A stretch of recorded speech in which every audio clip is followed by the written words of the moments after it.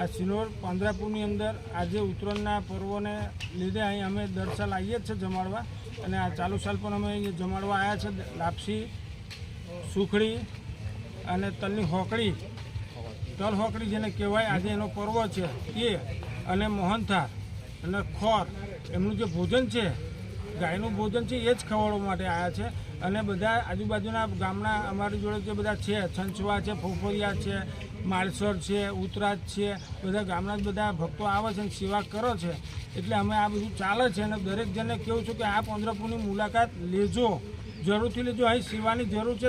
કોઈને બર્થડે હોય, કોઈ છોકરાની બર્થડે હોય તો અહીં ઉજવવી હોય તો ઉજવાય છે, પણ ગાયોનું ભોજન કરાવવું પડે. 300 ગાયનું ભોજન થાય તો અહીં બર્થડે ઉજવાય, એવું તમારું આયોજન કરી આવીશું. પણ 300 ગાયોને જમાડવાની છે, આખા દિવસનું કચરું આલે એની બર્થડે અહીં ફ્રીમાં થાય.